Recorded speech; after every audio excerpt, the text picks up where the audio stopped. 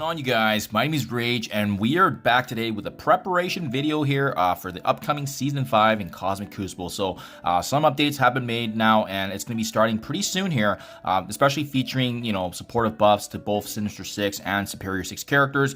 Let's take a look at the rooms and what defenses that we can start utilizing. And again, guys, this is going to be my first draft, but we'll obviously see how this season progresses in terms of the teams, and I'll keep you guys definitely up to date. So having said that, let's break down each room as well as the team I'm planning to use.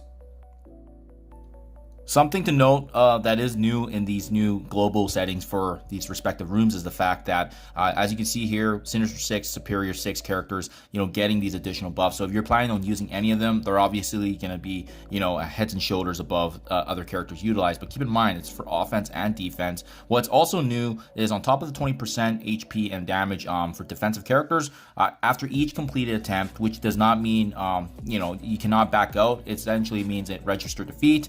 They are going to actually gain a stack of exhaust if you did not finish. So cancel combats are not going to add to it, but this exhausted is going to help in terms of doing a second attempts and third attempts to clean up the room. Having said that, it is going to be, you know, obviously important to stress the efficiencies of clearing these rooms.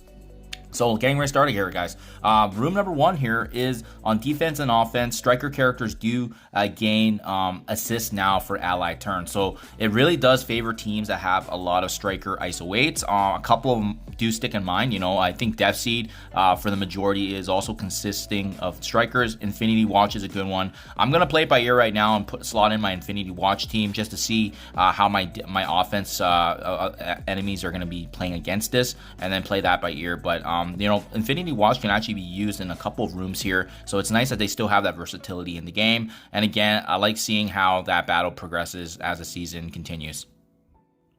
Room number 2, I did want to place in some juicier characters that I brought up for Dark Dimension 6, and it's a bit of a mix match here, but as you can see, what's going to really be thriving in this room is that for both tech and skill characters, they are going to be gaining speed up when the basic is used, and if they do have speed up at the end of the turn, they're also going to get additional barriers. So you really want to be taking advantage of some, faster, speedier characters.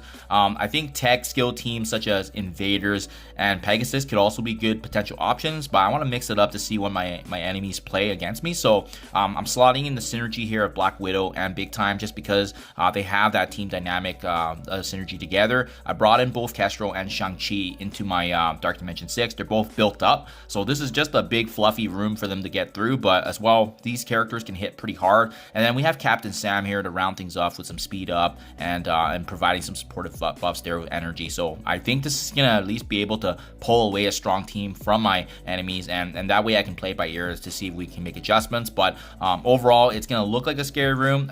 We'll see how my enemies play against this, so that way I can adjust accordingly. Room 3, I think this one is definitely the one I was kind of, tossing up in the air, because no matter what you do with this one, ultimate abilities are going to cost 2 less, but whenever an ultimate ability is used, there is going to be negative effects that are transferred essentially from self to adjacent. So each and every one of these characters have a pretty powerful ultimate, in my honest opinion. So it's obviously going to hurt us. So we want to hit them hard and we want to hit them fast. But the good news is it's also going to apply as well to the enemies that are attacking us. So just keep that in the back of your mind. So keep using a character that can cleanse, such as, Psylocke here is a good idea. So that way we can at least take away some of the burden. I think Infinity Watch is a really good team to utilize here as well, just because they have that safeguard and immunity, and that could prevent, a couple of those negative debuffs from sticking. I think also Black Order would also be a good one too, just because they have that similar nature with Infinity Watch, and having those immunities will help, especially for the first turn or two when navigating. But I'm gonna try out Death Seed and see how this goes, just because all around they're a pretty good team, and they got some really great synergy, especially once they get going and snowballing with enemies falling.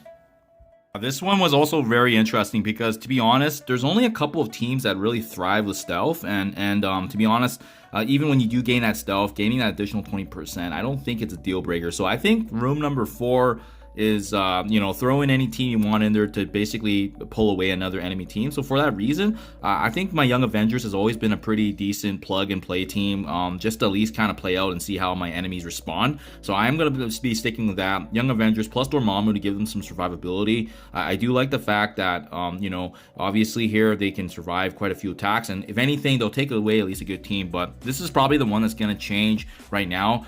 A limited X-Men is also a decent one to put in here. I think Infinity Watch with their dodges can also be slotted in, but again, not many teams kind of thrive off of dodging, and thankfully we do have you know, Kate Bishop and Squirrel Girl being able to use that turn rewind and blinding. So I'm hoping this is gonna at least be able to take away a good team from my enemy, and that way it helps us out with the efficiencies overall by the time the Crucible battle is said and done.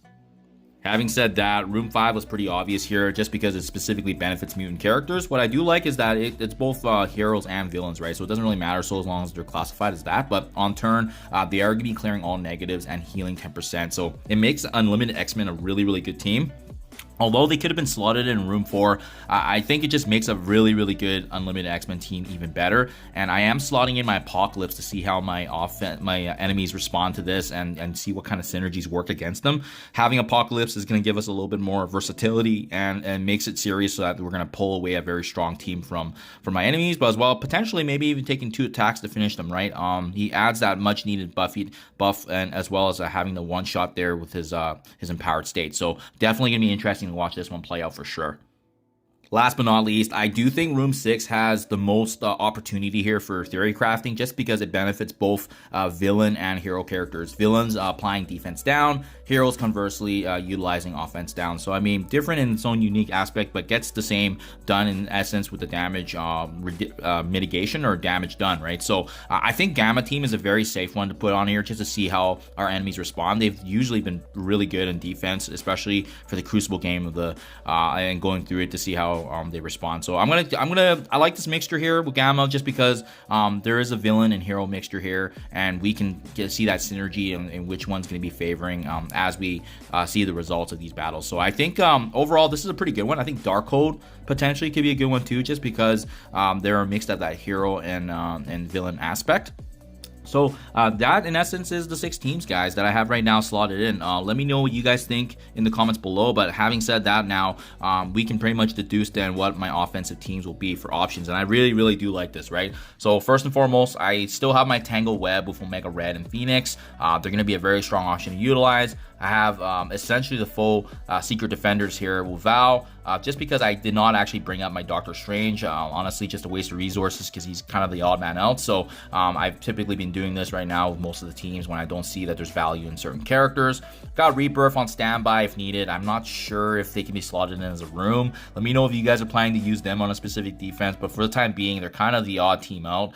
We have the full Darkhold team ready to go as offense, New Warriors plus Eternals. We also have Masters of Evil, and then Nowhere, Bionic Avengers, and Wakandan. So plenty of offensive options here for an attack or two on each of these nodes, but I likely will make changes. I'll keep you guys up to date, obviously. But yeah, this is kind of the slot-in team right now. Pretty well-rounded. Gives me some opportunity here with secondary attacks if needed, but I think this is a pretty balanced defense, and we're going to be seeing how this first battle goes on. But I'll keep you guys up to date on how the results translate, and yeah, we'll see how this Season 5 goes. But always fun to see these different changes coming in because we can switch things up with strategy. So always fun. So yeah, appreciate you guys following along. Let me know what you guys think in the comments below. Thank you as always, and I'll catch you guys in the next one.